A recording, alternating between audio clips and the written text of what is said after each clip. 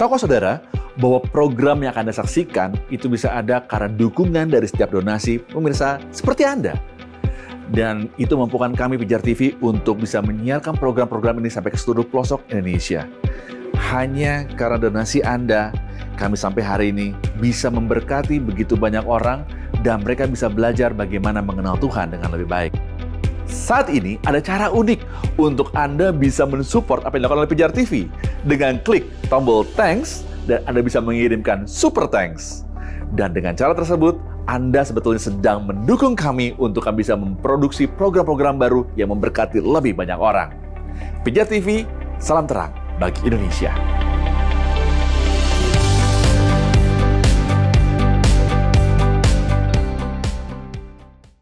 Kita tahu Salomo telah berdosa, mengapa Tuhan tidak menghukum Salomo sendiri dan mendatangkan hukuman atasnya? Mengapa kerajaan yang dipecah belah? Mengapa hukumannya meluas kepada seluruh bangsa? Pada faktanya adalah mungkin untuk menghukum Salomo secara pribadi jika Salomo berada dalam sebuah situasi untuk mewakili dirinya sendiri. Namun Salomo adalah orang yang bertanggung jawab di hadapan Allah sebagai raja atas kerajaan itu. Jadi kesalahan raja mengakibatkan hukuman bagi seluruh kerajaan. Karena kejatuhan raja artinya kejatuhan kerajaan itu, dan kekalahan raja artinya kekalahan kerajaan itu. Kejahatan raja artinya kejahatan seluruh kerajaan. Sebab itulah Tuhan mendatangkan penghukuman dan juga memberikan pendisiplinan atas seluruh kerajaan. Di sisi lain, sebagai makhluk ciptaannya, bukanlah otoritas kita untuk mendefinisikan kepada Allah bagaimana caranya mendisiplinkan umatnya jika umatnya berbuat dosa. Dengan mengingat ketika Allah mendisiplin umatnya dalam cara apapun, Ia memiliki semua pembenaran. Karena Ia benar. Tepat sekali, karena Ia benar dan adil.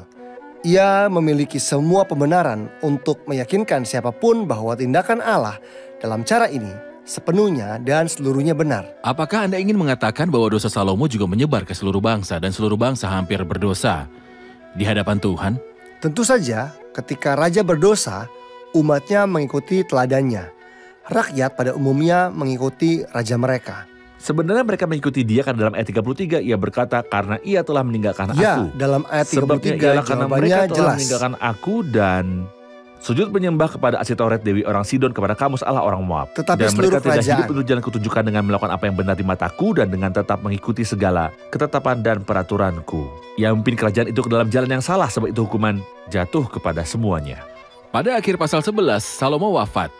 Pada faktanya hari-hari terakhirnya berat, tidak sesuai dengan rancangan Allah.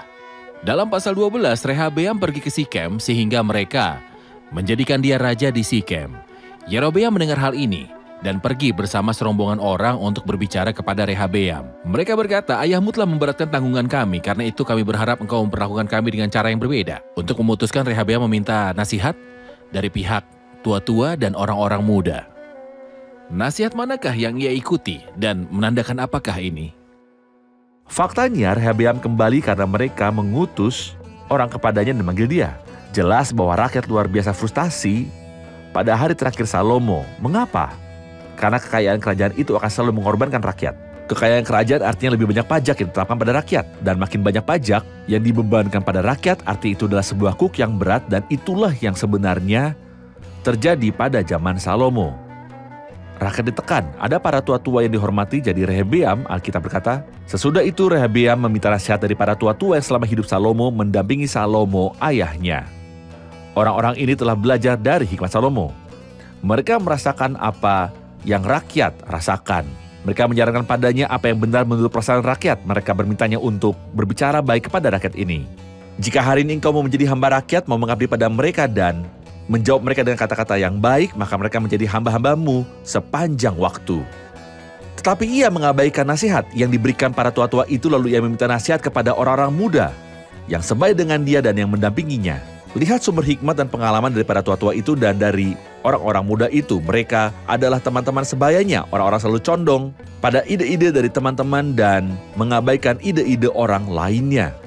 Ia bertanya, apakah nasihatmu? Mereka berkata, jangan ringankan kuk mereka. Jika mereka berkata bahwa ayahmu telah memberikan sebuah kuk yang berat, beritahu mereka bahwa aku akan menambahkan Apa yang ayahku telah berikan? Ayahku telah menghajar kamu dengan cambuk, tapi aku akan menghajar kamu dengan cambuk yang berduri besi. Ketika mereka kembali 3 hari kemudian, seperti yang dikatakannya, sayangnya ia menjawab dengan nasihat yang diberikan oleh orang muda. Mereka sudah tertekan.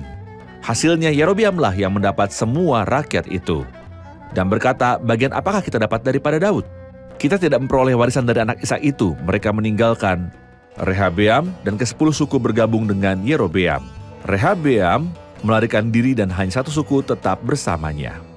Kerajaan itu terpecah, saudara Kaleb. Maka untuk mencegah mereka, ia membuat 2 patung lembu emas, 1 di Dan dan yang lainnya di Betel. Lalu Yerobeam takut rakyat akan kembali ke Yerusalem, ke kerajaan Daud. Maka untuk mencegah mereka, dia membuat 2 patung emas. Mohon beritahu kami tentang makna hal ini dan bahaya spiritualnya. Bahkan kita harus tahu bahwa Yerobeam bin Nebat melarikan diri dan pergi ke Mesir setelah ia tahu bahwa Salomo ingin membunuhnya. Mungkin selama periode di mana ia tinggal di sana, ia banyak dipengaruhi oleh penyembahan berhala yang ada di Mesir. Dan karena pengaruh jelek ini tentunya, Yerobeam berpikir bahwa ia akan membuat sejenis agama baru dalam kerajaan yang baru. Jadi, ia membuat 2 buah patung lembu emas besar, lalu ia menaruh 1 patung di Betel dan yang lainnya di Dan. Untuk menarik ke-10 suku dan memastikan mereka terbebas dari penyembahan kepada Yehova atau menyembah Tuhan.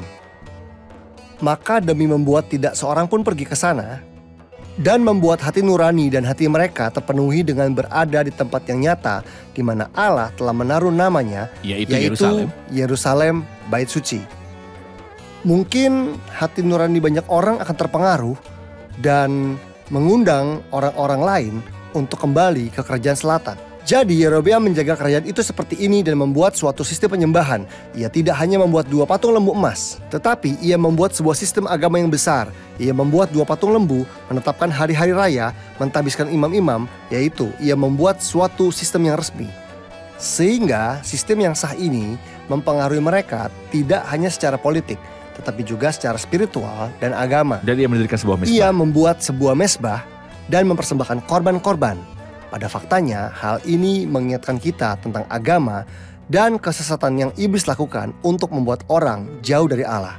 Ia membuat sebuah sistem dan dalam suatu periode yang panjang, sistem ini telah berhasil mempengaruhi hati nurani dan memiliki suatu pengaruh pada jiwa-jiwa dan berubah menjadi kecintaan terhadap bangsanya. Iblis ingin memastikan untuk membuat orang-orang itu jauh dari terang pewahyuan Allah tentang penyembahan yang benar. Dan hal itu luar biasa berbahaya. Luar biasa berbahaya bahwa seseorang membiarkan dirinya menjadi bagian dari sistem ini. Siapa yang mau membiarkan dirinya menjadi bagian dari sistem ini telah menghukum rohnya untuk berada dalam lingkaran kegelapan ini. Karena semua praktik dari iblis adalah praktik-praktik dalam kegelapan. Sehingga ia membuat orang jauh dari terang Allah. Tidaklah aneh bahwa Allah mengaitkan nama Yerobeam dalam semua teks dari kitab ini dengan potongan kalimat yang mengakibatkan orang Israel berdosa pula. Tepat sekali. Yerobeam adalah standar dan kriteria dari kejahatan yang buruk sekali yang masuk ke dalam kerajaan utara. Sahabat Pijar TV, Shalom, apa kabar? Terima kasih sudah menjadi sahabat dan menjadi pemirsa setia program-program Pijar TV. Kami sungguh rindu agar saudara bukan saja diberkati dengan menyaksikan program-program ini, tapi juga dapat berinteraksi dengan kami untuk berdiskusi dan bahkan didoakan melalui WhatsApp dan telepon yang tertera di layar kaca ini.